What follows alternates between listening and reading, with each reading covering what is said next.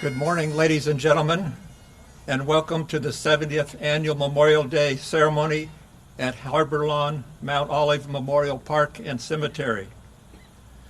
We are gathered here today to remember and honor those more than 1 million brave American servicemen and women who gave their lives in the service of their country from the Revolutionary War, the Union Army, World War I, World War II, Korean War, Vietnam War, War on Terror, Iraq War, Afghanistan War, fought by the United States Armed Forces.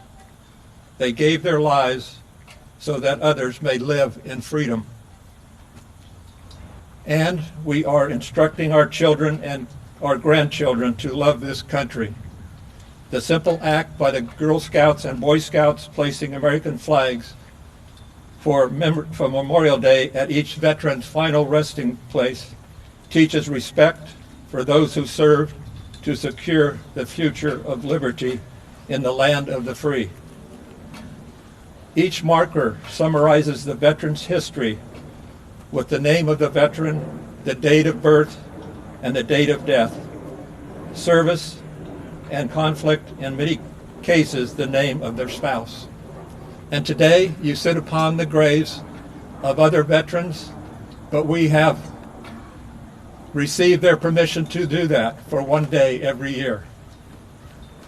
In today's ceremony, the Master of Ceremonies, the keynote speaker, service flags and wreath bearers are military veterans who served in the United States Armed Forces and continue to serve their communities as members of the Freedom Committee of Orange County. We continue Jack R. Hammett's motto, passing the torch of liberty to future generations through our Living History program. And I'll take a moment. The C-53 D-Day doll is flying over from west to east.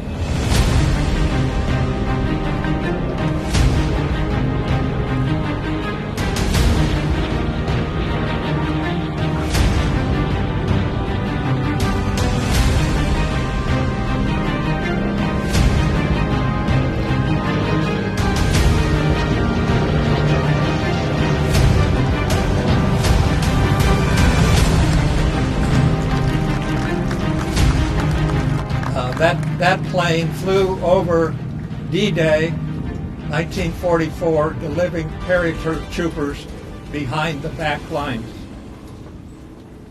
Again, we are passing the torch of liberty onto future generations through our Living History program to Orange County high schools. The Veterans Memorial, Uncommon Valor, is located to your right, just beyond the naval cannon along the road. It is engraved with, in the honor and everlasting memory of the men and women of the U.S. Armed Forces who gave their lives for their country. May they rest in peace and know we shall never forget. They are in our thoughts and our deeds. The Veterans Memorial is topped by an enormous American eagle with a 10-foot wingspan. The memorial was sponsored by the World War II veterans, Bud Hull, United States Marine Corps, and Jack R. Hammett, United States Navy, World War II. And the City of Costa Mesa's Military Committee, led by City Manager Alan Roeder and Cindy Brennerman and Colonel Victor Bacala of the United States Army, retired, built the pergola structure at the Veterans Memorial Garden entrance to the permanent flagpole. The structure represents all 6 military services, and the empty boots and the helmet resting atop the rifle stock at the base of the pergola represents the service member who did not respond to muster roll call, or simply service member who is deemed killed in action.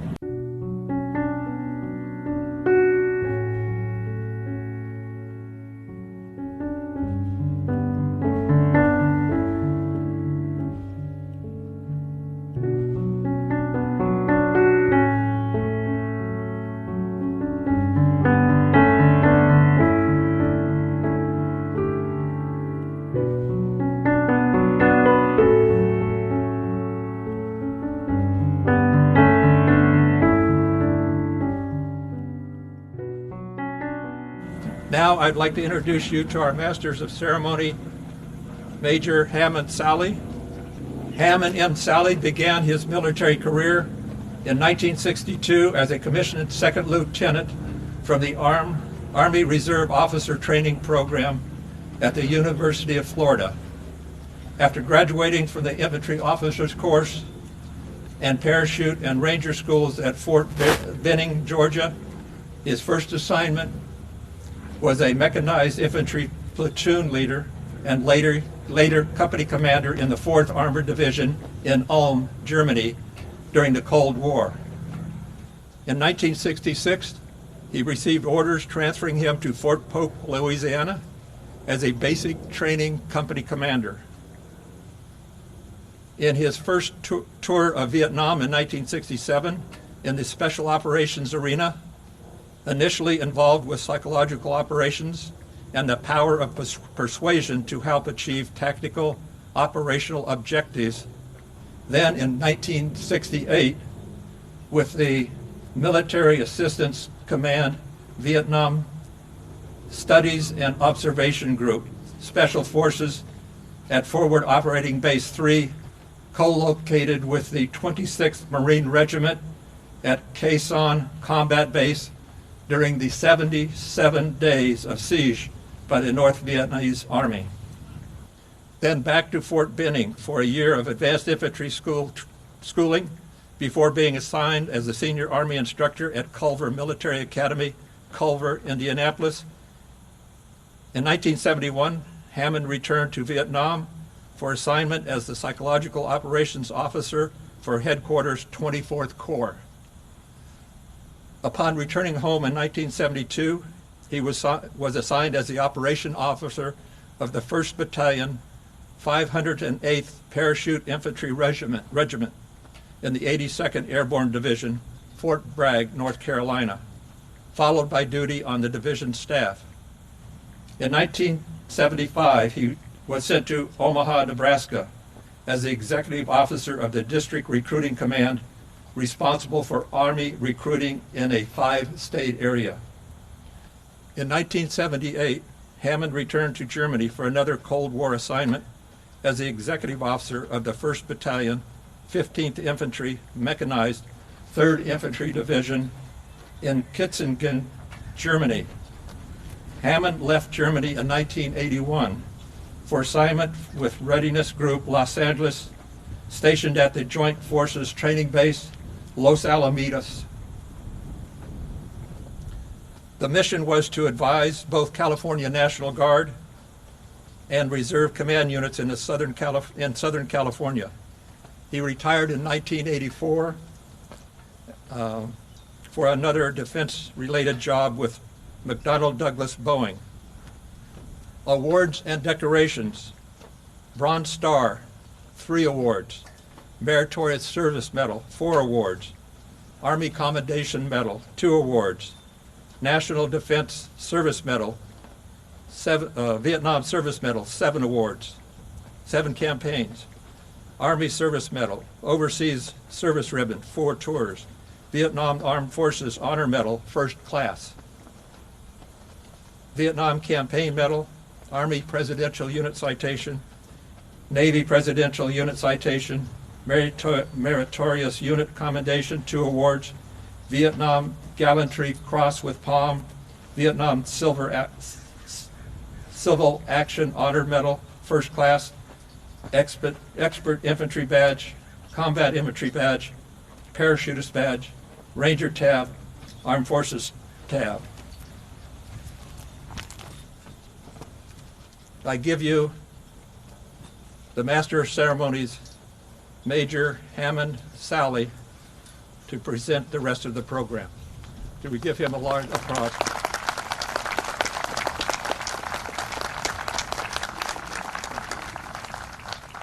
Thank you, Scott. And I'd like to add my welcome to all the ladies and gentlemen here, and especially those ladies and gentlemen that are veterans. And very good to see a lot of you in the audience. At this time, the eternal flame will be lit by Troops 106 and 711 of the Orange County Council, Boy Scouts of America, if you please.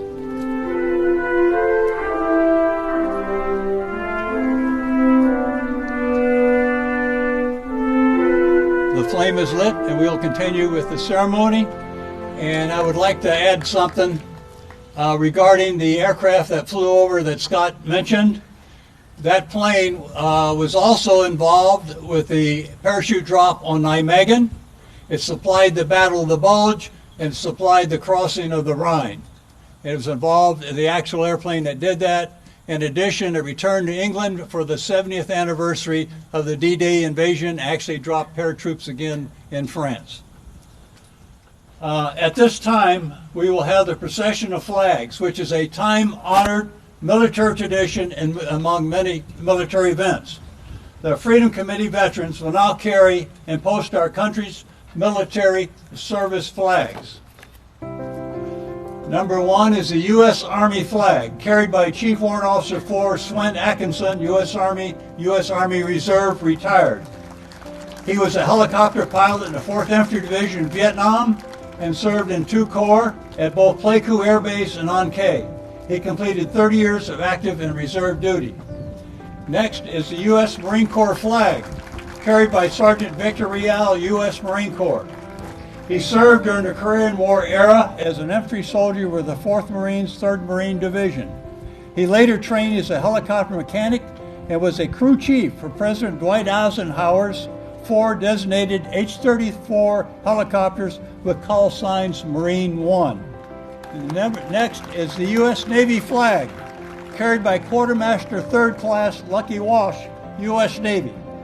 He served on destroyers in the South Pacific, Western Pacific, Southeast Asia, and the Aleutian Islands. He participated in Operation Picture Window, West Pacific, and Task Force 8 nuclear testing at Johnson Island. The Coast Guard flag is carried by electrical technician E5 William Cody, U.S. Navy Reserve, retired. He is a Navy Seabee and served in Vietnam at Marble Mountain, Da Nang.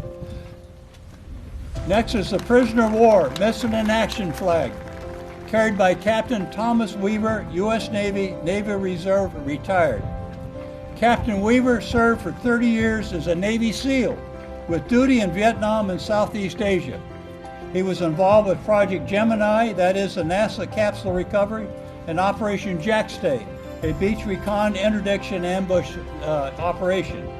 He provided instructional training for Navy SEALs, including underwater demolition. Last, we have the Pearl Harbor flag, carried by Staff Sergeant Mrs. Barbara Van Note, U.S. Air Force. She served her country at 4 different bases in the United States from July 1967 to February 1972. His awards and decorations include the Good Contact Medal and the National Defense Service Medal. We have the U.S. Air Force flag, carried by Colonel David Flay, Jr., U.S. Air Force Reserve, retired, a command pilot. Colonel Fay served for 31 years with 2 tours in Vietnam, where he flew C-140 transport aircraft as well as CH-53 Jolly Green Giant helicopters. His CH-53 missions were all rescue missions with 25 pickups in enemy-held territory while working for the top-secret organization MACV-SOG in Vietnam. In addition, he flew several C-141s into Antarctica for a month stay at a time. Next is the U.S. Space Force flag, our newest military organization, carried by Colonel Wayne Scott, U.S. Air Force, retired. Colonel Scott served for over 29 years as a communications and information officer. His Air Force career took him through many different assignments, locations, including 3 tours as a squadron commander responsible for the morale, welfare, and discipline for up to 500 personnel. And thank you.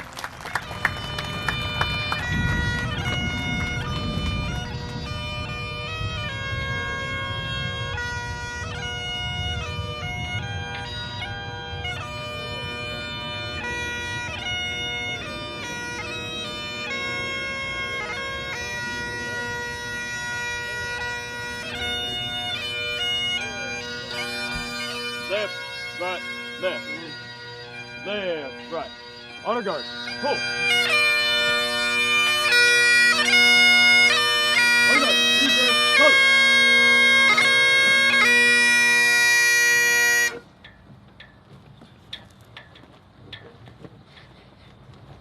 Our national colors will be lowered to half-staff by Captain Thomas Weaver, U.S. Navy retired, and Colonel David Fay, U.S. Air Force retired.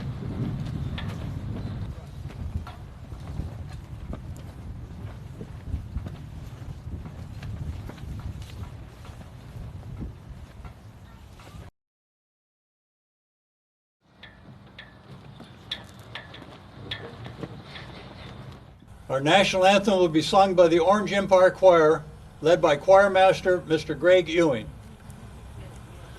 Oh, say, can you see by the dawn's early light what so proudly we hailed at the twilight's last gleaming, whose broad stripes and bright stars through the perilous fight o'er the ramparts we watched were so gallantly streaming, and the rockets red in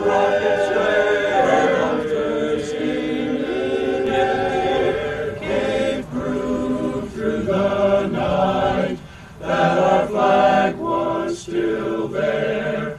Oh, say does that star-spangled banner yet wave o'er the land of the free and the home of the brave?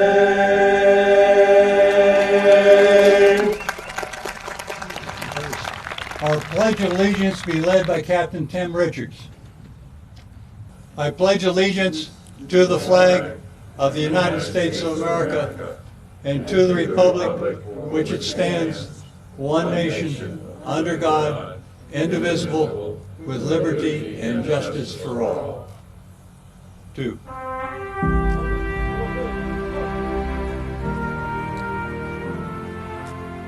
The invocation will be given by Chaplain Richard Chavarria, Chaplain, U.S. Army retired.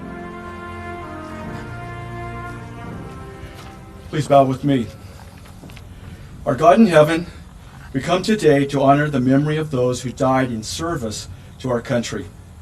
It is said in your scriptures that there is no greater love than a person giving up his or her life for another. We receive that love, and collectively we honor them who gave themselves up for us. I have heard it said of an old veteran when told, "Thank you for your service," he responds, "You were worth it." I pray we live our lives in ways that honor such a statement. I would pray that in the face of sacrificing need, we would be able to do our part to defend our nation, to support those who actively serve in positions of the military uniform, and to honor those willing to serve us, even to the ultimate sacrifice. We ask for your blessings and solace for those who grieve the loss of a loved one, a father, a mother, a friend, a colleague. May we support them in ways that really help them to continue their lives in strength and purpose. On this day of remembrance, we thank you that we can all show our gratitude and appreciation for those who serve our nation in life and in death. And in your name we pray, amen. Thank you, Chaplain. The color guard, retire the colors.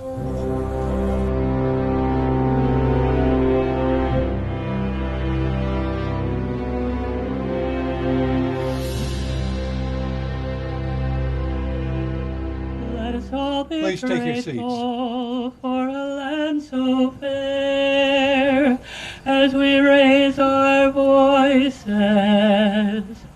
in a solemn prayer.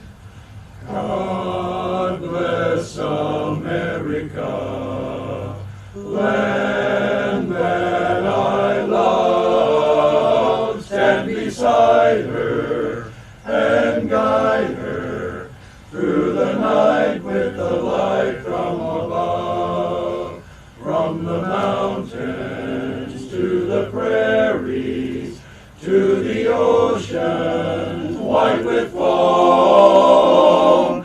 God bless America.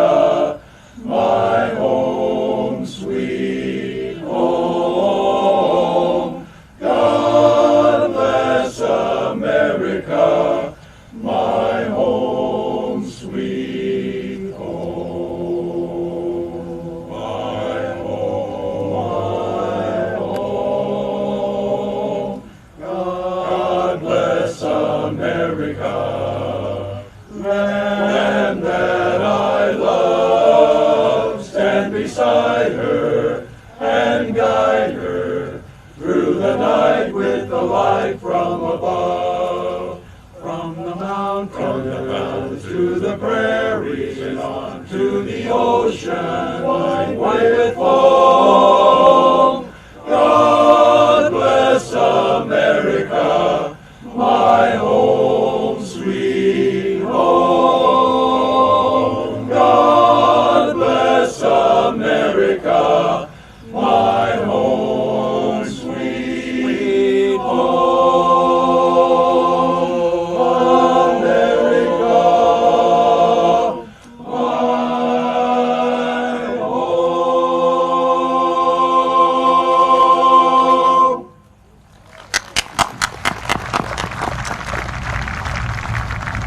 Now it's an honor and pleasure to introduce today's keynote speaker, Major James Lockhart, U.S. Army Infantry, retired. Major Lockhart enlisted in the U.S. Army in 1961 and served for 5 years as a Signal Corps Sergeant in Maryland, Korea, and Japan. In July 1967, he received an infantry commission as a second lieutenant via Officers Candidate School. As a young lieutenant in Vietnam, he led a mortar platoon and later a reconnaissance platoon, and finally commanded a rifle company in the Americal Division. After his first tour of duty in Vietnam, he became a staff officer at the Armored Training Center, Fort Knox, Kentucky. He applied for and was accepted for both airborne, that's parachute, and special forces training. Then during his second tour in Vietnam, he spent 18 months with the 5th Special Forces Group as an A-team leader, and then as a staff officer training Cambodian Army infantry battalions. As a special forces, that's Green Beret, officer, he continued assignments in the Special Forces arena. He served with the 1st Special Forces Group in Okinawa, Japan, as both an A-team leader and an adjutant. He served in the 10th Special Forces Group, Fort Evans, Massachusetts, as both an A-team leader and company commander. And then last served in Readiness Group Los Angeles as a Special Forces Reserve Component Advisor in Southern California until his retirement in 1981. In retirement, he has worked as a technical consultant and account executive with ATT and as an associate dean and professor at DeVry University, and is the author of the memoir, The Luckiest Guy in Vietnam, which I highly recommend. His awards include the Bronze Star Medal with V device in 2 Oak Leaf clusters, Meritorious Service Medal with Oak Leaf Cluster, Air Medal, Army Commendation Medal, Vietnam Service Medal, Vietnam Campaign Medal, Republic of Cambodia National Defense Medal with Silver Star, Republic of Cambodia Parachute Wings, Special Forces Tab, Combat Infantry Badge, Master Parachutist Badge, and Scuba Badge. Please welcome Major James Lockhart.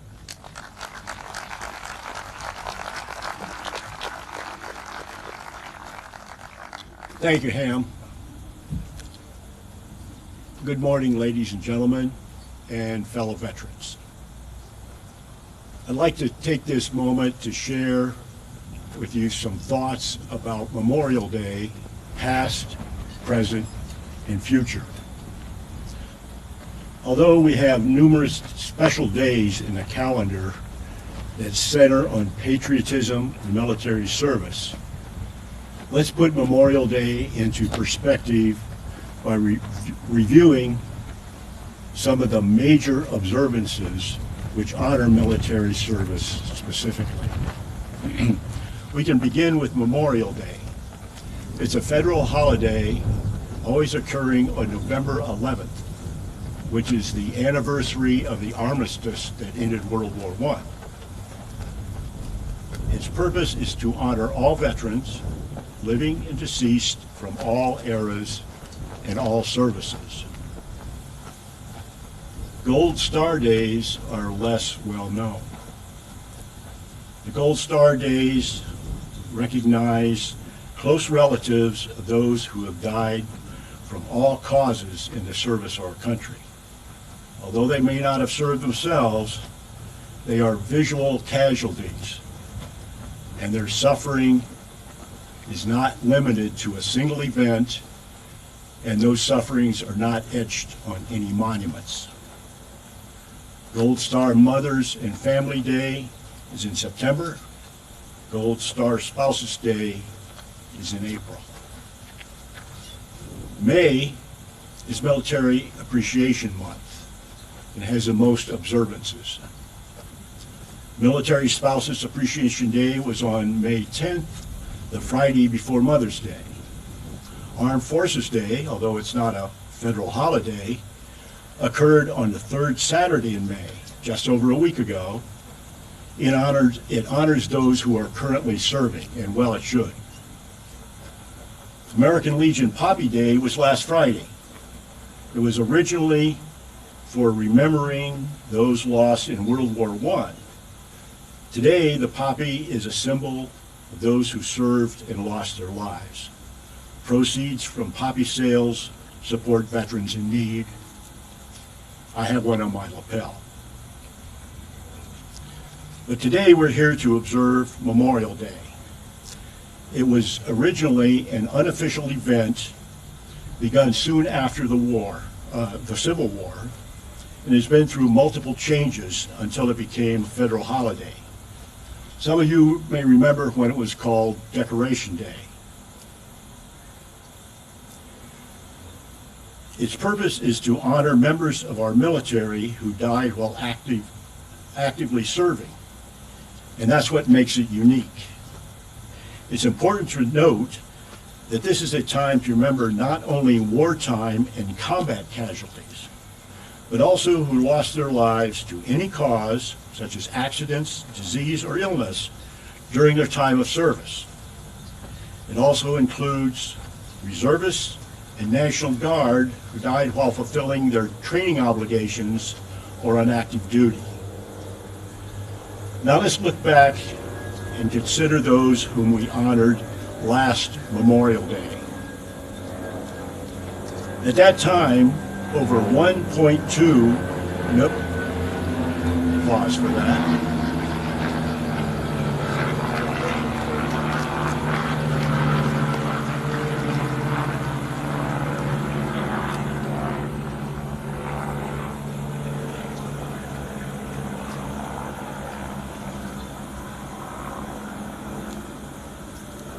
As of the last Memorial Day, over 1.2 Americans had been lost from all causes while serving.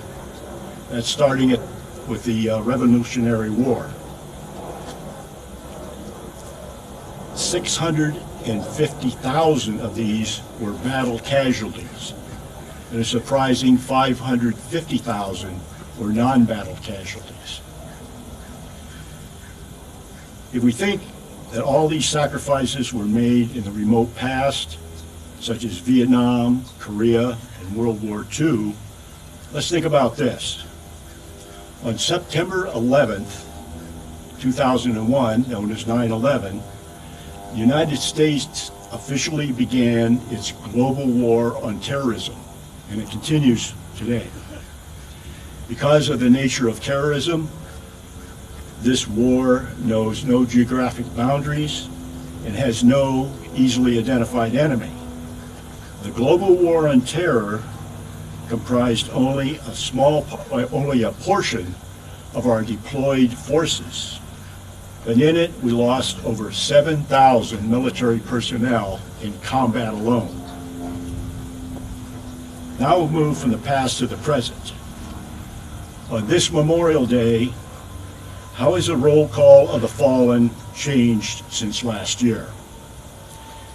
In looking back only 4 months, without naming names, we sadly discover the following. On February 6th, 5 Marines from Miramar Air Station were killed in a helicopter crash near San Diego. February 11th, a reserve soldier died in a non-combat accident in Kuwait. March 8th, 2 Army National Guard soldiers were killed in a helicopter crash in Texas. March 15th, an airman was killed in a workplace accident in Elmendorf, Alaska. March 20th, a sailor was lost overboard from a destroyer in the Red Sea. March 27th, a soldier died in a firing range accident in Lithuania. March 18th, a Marine was killed in a training accident at Camp Lejeune. April 23rd, a Marine was killed during a routine operation at Camp Pendleton.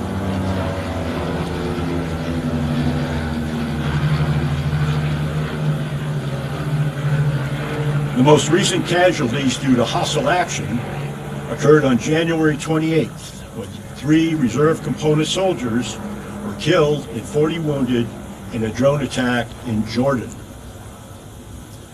These casualties were not listed by rank, branch of service, gender, or geography.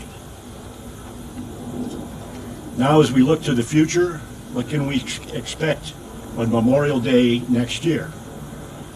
Let's consider these statistics.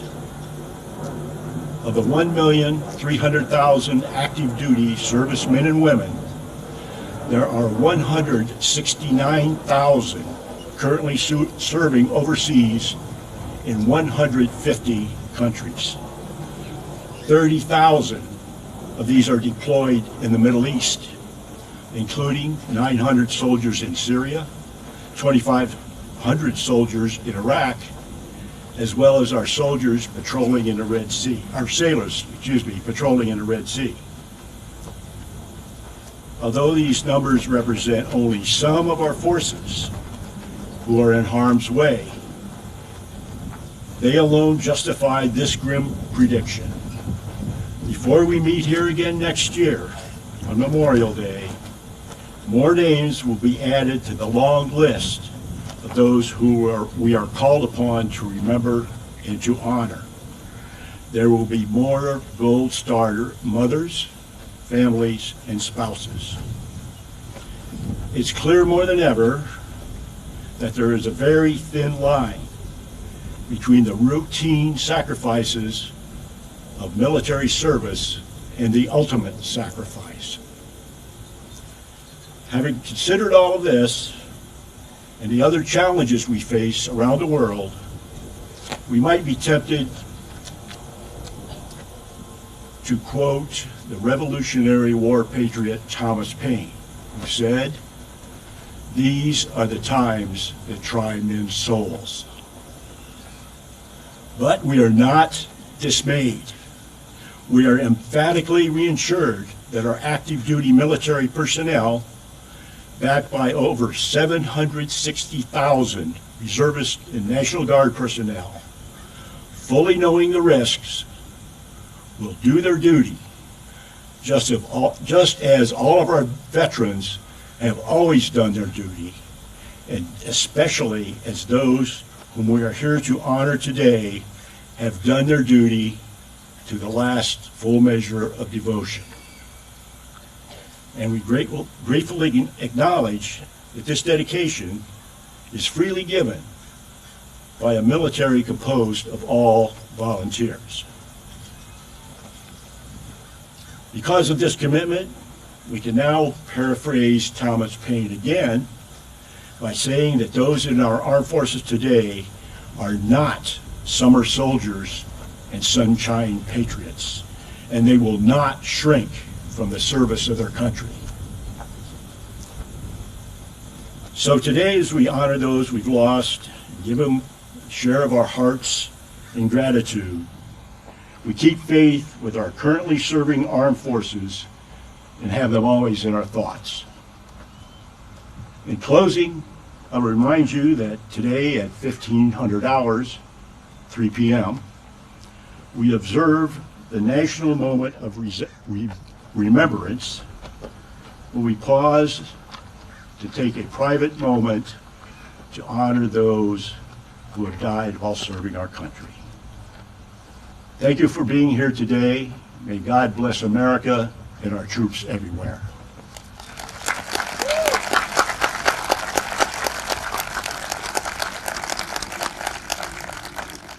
Thank you, James. I'd like to make a comment about the flyovers. That last flyover was the Missing Man Formation, and is flown by Don Patrol. Wing commander is Dan Hammond.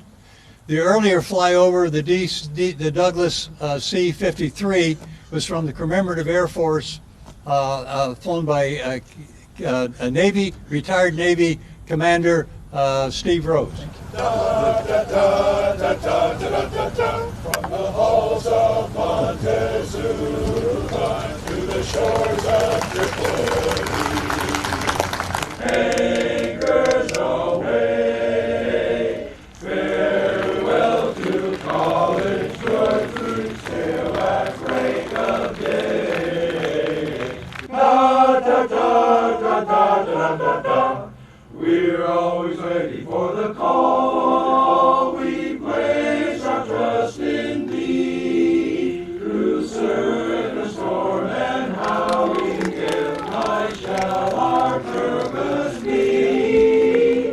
Fight for the right and to build the nation's heart, and the army goes rolling along. Proud of all we have done, fighting till we never won, and the army goes rolling along. When it's high, high, hey, the army's on its way. Count out your gains loud and strong. For wherever we go, you will always know that the army goes rolling along.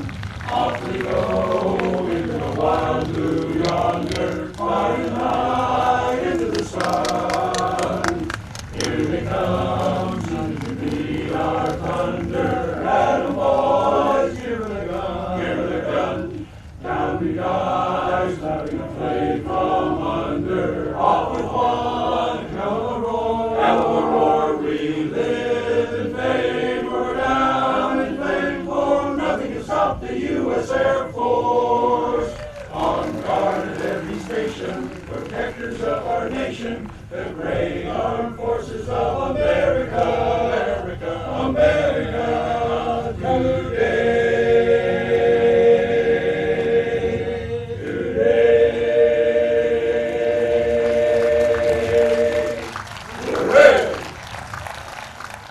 Thank you, Orange Empire Choir.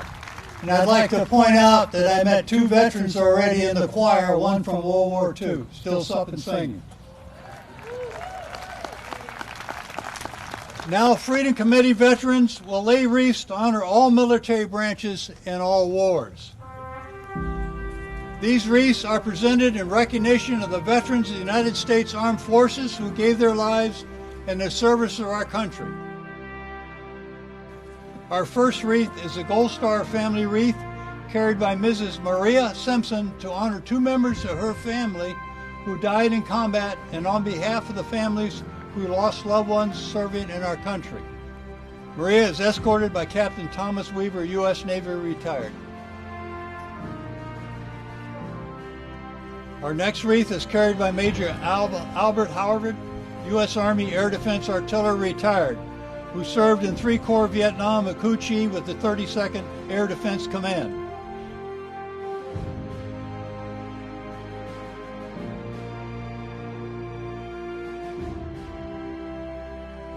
Our next wreath is carried by Master Gunnery Sergeant George Hill III, U.S. Marine Corps retired. Gunny Hill is a communication and electronics technical specialist who served in both Vietnam and Iraq wars. Our next wreath is U.S. Navy wreath carried by Crypto Technician 2 Don Pegler, U.S. Navy. Don is a survivor of the Israeli attack on the USS Liberty during the Six-Day War. The resulting U.S. casualties were 34 killed in action and 174 wounded in action. The U.S. Army wreath is carried by U.S. Air Force Captain David Larson, Aircraft Maintenance Officer. David is responsible for maintaining F-111s and the 354th Tactical Fighter Wing. In Vietnam, his responsibilities included maintaining C-123 and C-7 cargo aircraft in Da Nang and Phan Rang. The U.S. Coast Guard wreath is carried by Quartermaster 3rd Class Lucky Walsh, U.S. Navy.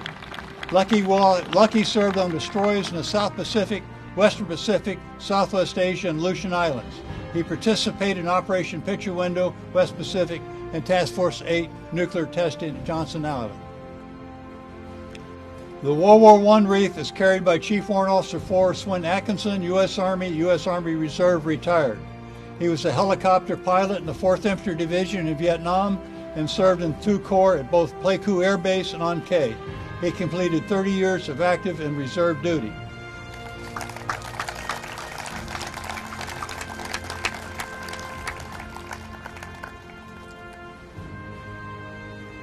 The World War II wreath is carried by Storekeeper First Class Tony DeLisa, U.S. Navy. Tony is accompanied by his daughter, Marianne Othmar. Tony was drafted in 1943 and trained at Bainbridge, Melbourne. In March 1944, he shipped to England and was stationed at the Navy Supply Depot, providing supplies during the Normandy invasion.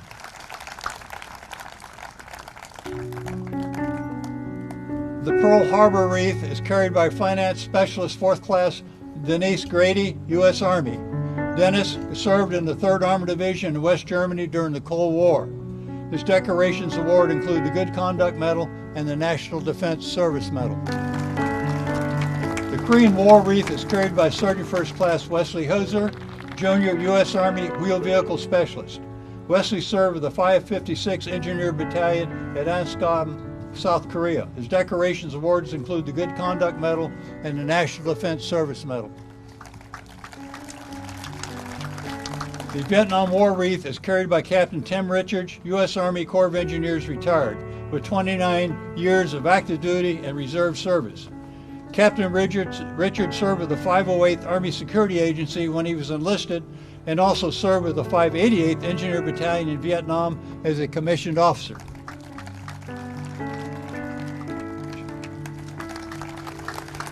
The Iraq War wreath is carried by Spec 4 Specialist 4th Class Jeff Upton, U.S. Army. Jeff was an electronics technician who served with both the 578th Light Equipment Maintenance Company and the 128th Signal Company in Vietnam at both Phu Bai and Cam Ranh Bay. The Afghan War wreath is carried by Lieutenant Commander Dr. Ben Schwaman, an anesthesiologist in the 1st Marine Division in Vietnam. He helped save lives in many areas in I Corps, including Chu Lai, Da Nang, Phu Bai, Quang Tri, and Dong Ha. The Prisoner of War Missing in Action wreath is carried by Chaplain Richard Chavarria, U.S. Army retired. Lieutenant Colonel Chavarria is a command unit chaplain and served with the 23rd Support Group in South Korea and with the 3rd Battalion, 20th Field Artillery in Iraq during Desert Storm, and with a Combat Engineer Battalion who returned to Iraq in 2005. The Freedom Committee of Orange County wreath is carried by 1st Lieutenant John Scott Williams, U.S. Army Ordnance Corps. Lieutenant Williams served with 4th Support Company D of the 709th Maintenance Battalion, 9th Infantry Division Support Command at Ben Loc, Vietnam.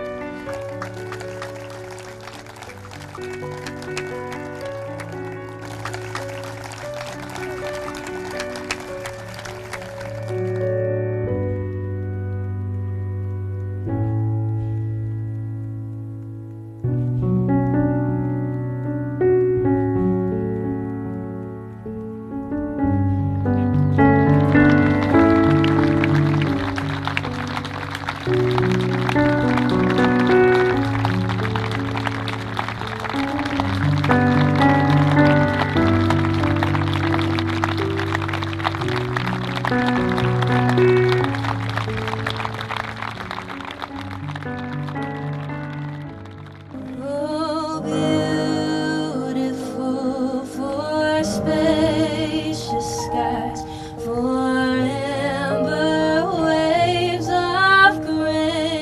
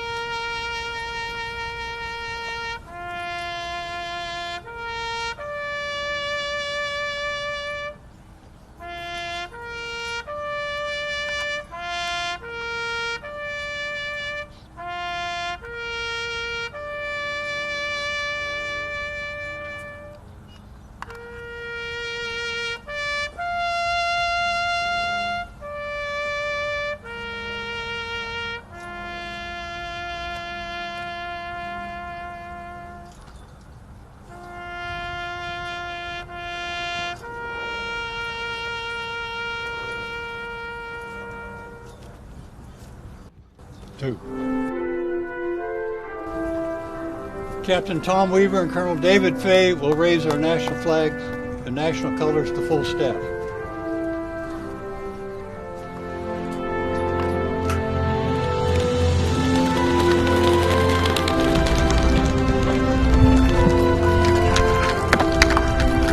It's time for adjournment. Our thanks to everyone for joining us in the ceremony, as well as thanks to our participants and sponsors.